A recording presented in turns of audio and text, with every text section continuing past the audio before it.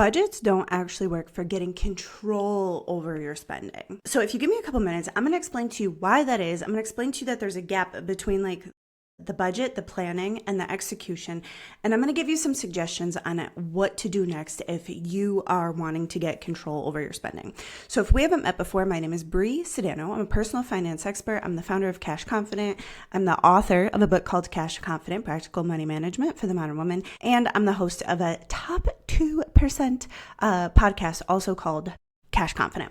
So let's talk about getting spending under control. And the reason why this is so important is because spending your money is the place where all of your blood, sweat, tears, effort, like everything that you do, that you put out into the world, it's the place where that effort becomes your lifestyle. And so spending with intention is one of the best ways to, one, have a life that you actually love living. And two, having control over your money is foundational to being able to build wealth over a lifetime.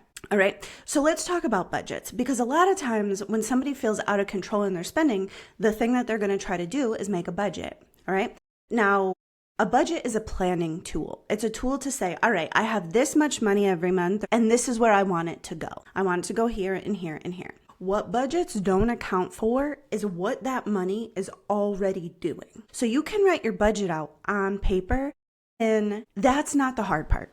That's not the hard part. Nobody's ever come to see me and they've been like, Brie, I can't figure out like the math. Well, sometimes the math won't math, and that's usually an income issue or too high of an expenses issue. Writing the math down on paper is one thing. Getting control over what your money is already doing, that's actually the hard part. So between what your money is doing and what you want your money to be doing, right, with the budget, the planning tool, and where the money's currently going, where it feels out of control, there's a huge gap. Now, this gap is human behavior. This gap is psychological, habitual, behavior-based. And so the plan will often require a lot of willpower if this isn't mapped out, right? Like if your behaviors are to spend wildly, or your habits are, you're blind to your habits or whatever else, you're not going to know what that gap is. And so the plan for your money is not going to address your behaviors, and that's why it's not going to work. All right. So any plan that requires a lot of willpower, it doesn't work because willpower requires a lot of glucose from the prefrontal cortex. And a lot of your spending actually happens from more of a subconscious state. So you will run out of glucose trying to change all of your habits at once. Why, like, you can override your desire once or twice, but it's the sort of thing that your brain actually runs out of like literal fuel for this. So if you've ever been like, I lack willpower, or I'm bad at money, something's wrong with me. Nothing's wrong with you. You were just trying to use a planning tool to change behaviors, and that doesn't work. It just doesn't. That's like the top main reason that budgets don't work. But there's two other things that I want to mention here because this also plays into it. So for the women that I've worked with, budgets require tracking, updating, spreadsheets. There's a lot of mental load that goes into carrying the responsibility of the money for the household. Now, what ends up happening is if you're not perfectly up to date with that, when you go to spend money, when you go to make the decisions, you're budget blind. You're like, I don't actually know what we've already spent.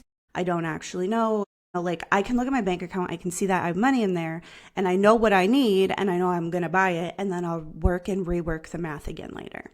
Now, this is a place where this creates a tremendous time and energy suck because this mental load, it's like the budget's always moving. So the number gets worked and reworked. And if if you have a spouse or, a lover that you live with, and you're having a lot of communication around money, you have two people spending money, that like the way to make the decision is probably very rarely going to be clear enough to actually make a decision.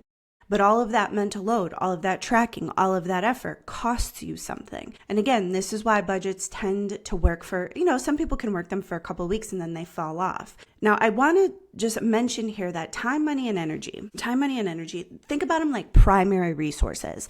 We have three primary resources, time, money, and energy, like primary colors. And you can turn time, money, and energy into anything. But if you're short on time, very often you're going to use money to fix a time problem, or if you're short on energy, very often you'll use money to fix an energy problem. So when we are working and reworking and working and reworking, there's a high cost of mental energy that's not going anywhere. There's a very little benefit to it if you're not able to stick with the plan, which we already talked about. There's a gap, right? So I just want to just give a wink and a nod to the mental load of this, because it's heavy. It's heavy to be the one that makes all the decisions and does all the spending and pays all the bills and household procurement and all of these things. And I think a lot of times women just don't get enough credit for all of that mental load that we're doing. All right. So what do we do with this? All right. So first, I just want to tell you, so listen, I've read tens of thousands of pages of transaction, and I've tested everything that I'm about to talk to you about with real life women. I've been working with women and money since 2013. I've read tens of thousands of pages of transactions. I've done I probably thousands of meetings with women really getting into their money to see what works. So I've created a small course. It's called Find Your Bleed. And this course is really the basics of intentional spending. It will teach you how to understand what's going on, how to look at your transactions, how to cut waste, inefficiencies, how to address spending habits like habit loops, and really understand what goes into emotional spending. And so all of that is available to you. It's a $39 course. If you go to the description, you can find a link for it. All right. But in my next video, I'm going to talk to you about the first place to get started, which is in the transaction. So we have to get to the truth of the transactions. This is going to be the start place for all of our decision making. So make sure you check out the next video so that way I can give you instructions on what to look for in the transactions.